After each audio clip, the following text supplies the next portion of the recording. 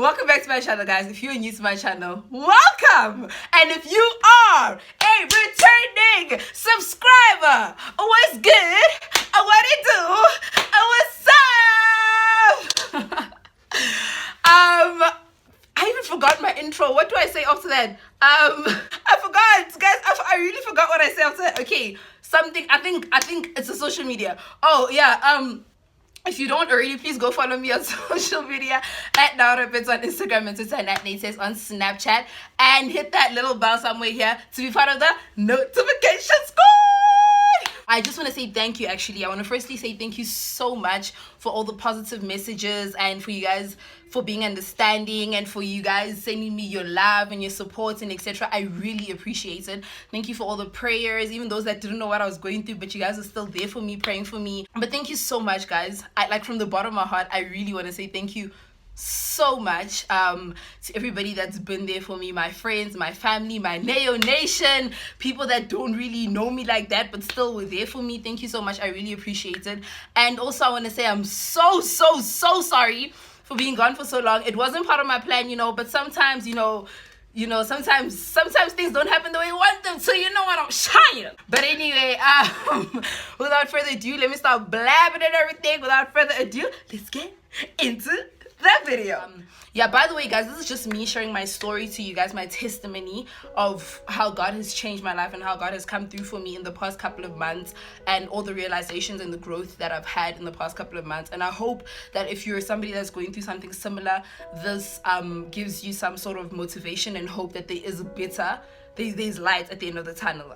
So it's not really me trying to just talk to you guys, it's me trying to actually help anybody else that's going through. So this video is probably going to be really long, but anyway, let's take it back to May.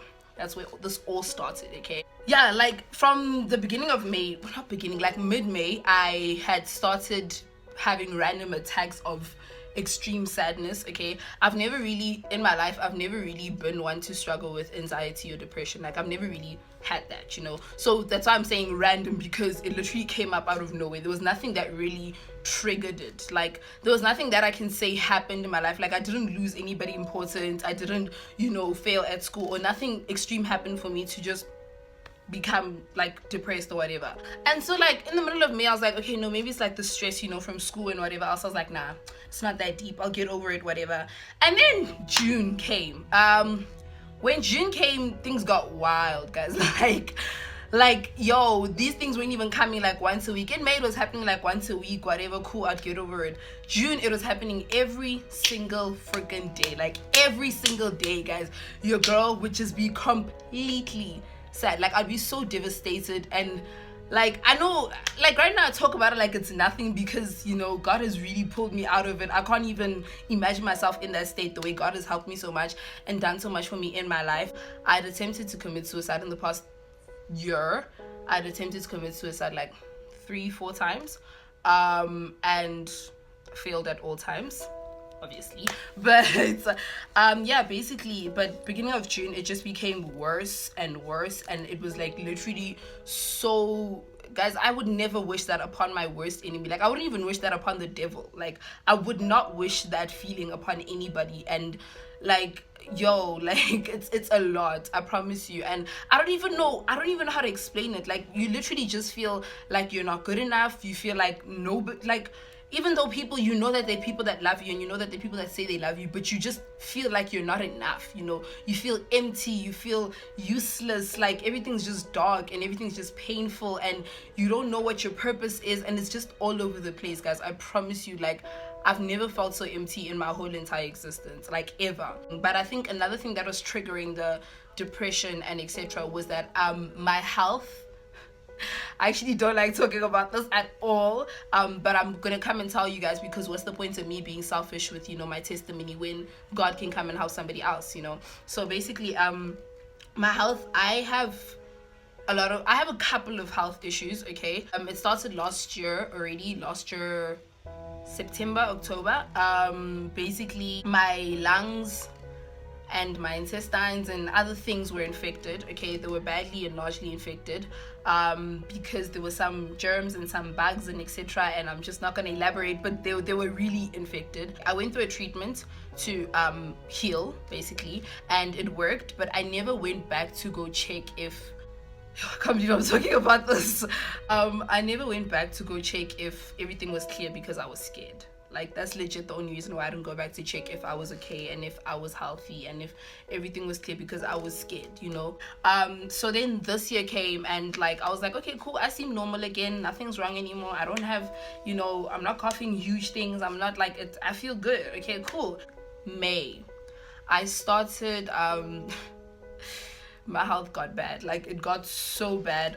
Basically I'd have random moments where my hands would start shaking. Like that's how it started. So my hands would start shaking like drastically, and I can't hold a pen. I can't, like, my friends who were in the same class as me actually saw, like, it was so irritating. I actually got more frustrated than anything.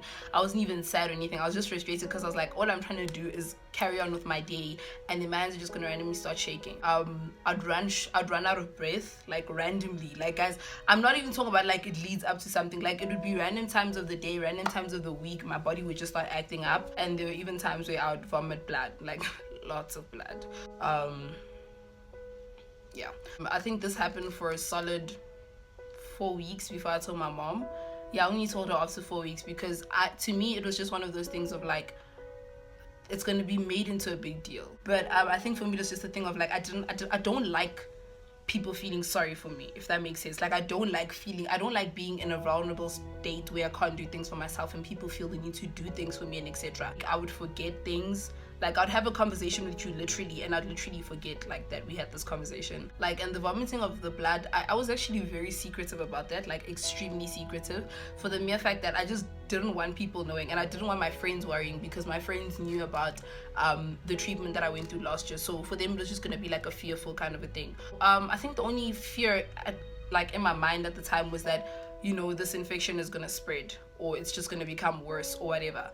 But for some odd reason, I never wanted to go find out, because I was like, I'd rather live not knowing and try my best to keep it from happening than to know, and then mentally I know that, you know, I have a problem. And then the one night I was sleeping and I woke up, and my stomach lining was swollen. Like, literally the lining of my stomach was like swollen. It looked like I had like a snake on the lining of my stomach, like literally around my stomach, and you could even see it. All I remember is that it was really painful. My intestines, I think, were infected or something of that sort. They were clogged or infected or something like that. I couldn't stand, I couldn't walk, I couldn't sit. It was freaking painful. Like, I tried to get over it, and that wasn't the first time that was happening. It had happened a couple of times, but it wasn't that bad. So I went to my mom, I called her, we went to the hospital. They admitted, well, they didn't admit me actually. We went to the hospital, they just gave me a drip to numb the pain and to take down the swelling and etc. And then we left. Then we left. I was like, yo, yeah, that's enough for the day, thanks. Not trying to know blood test, not trying to, thanks, you know, thanks. But then I think that was then for me where I realized that something's actually really wrong. Like, something could really be wrong. And I think that's when for me, it just, that combined with the random attacks of sadness, just, it messed me up, guys. Because I was like, here I am trying to deal with myself, vomiting blood, hands shaking, and then all of a sudden now I'm extremely sad, you know. So I think I was just in a very frustrated state where I was just like asking God all the time, like, dude, what did I ever do? Like, I'm sorry if this is because of my sins, I'm sorry if this is because of my disobedience and etc. I'm sorry if this is because, you know, I'm sorry, you know, but please make this stop, you know. And I think that's why I attempted committing suicide so many times, was because I wanted it to stop. It wasn't because I wanted to die. It really wasn't because I wanted to die. It was because I wanted the pain and the misery and the frustration and the unnecessary stuff all to stop. So yeah,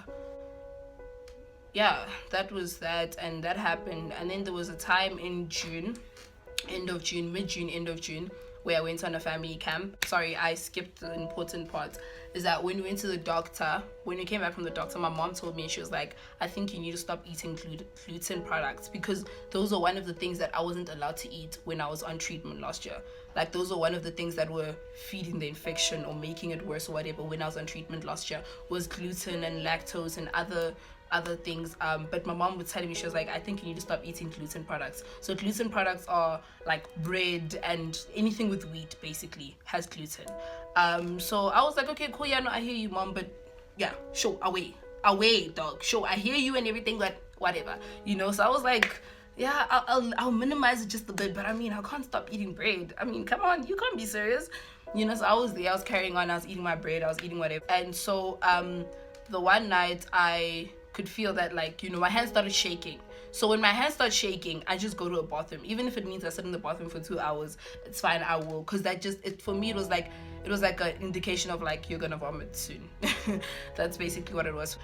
And then I went to the bathroom, and I remember feeling so helpless, guys. I promise you, like, I'm sorry.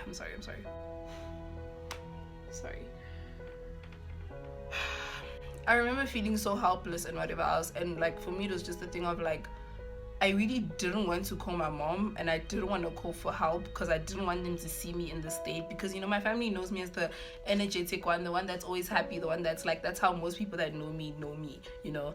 But literally, I remember I was walking to the bathroom. Wait, I'm sorry.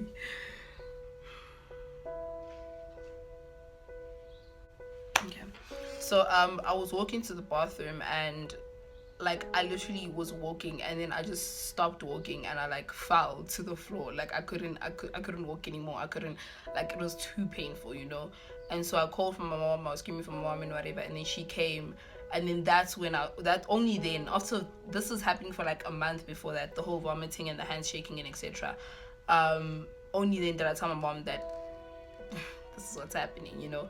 I had no faith. Like, I had no strength. Every prayer that I had would be the weakest prayer. I was like, I'm tired of praying. God, I've been asking you.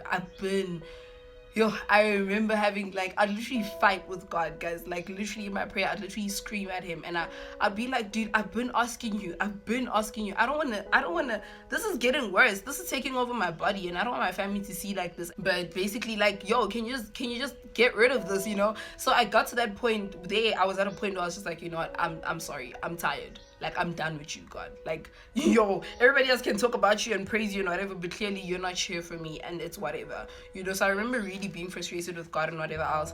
And so that day when I told my mom, she was like, she realized what was happening and etc. Because literally in that moment when I fell, my limbs went numb.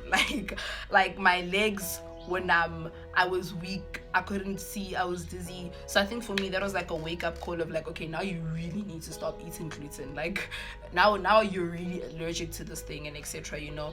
And so I was like, okay, cool. The gluten's out the way, but now these emotions are here.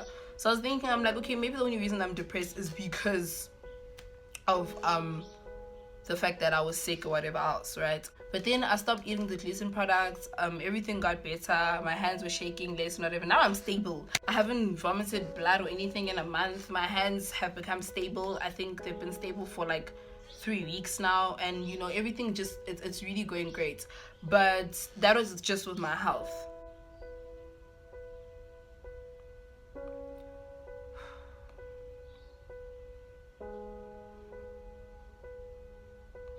I'm sorry. Oh gosh.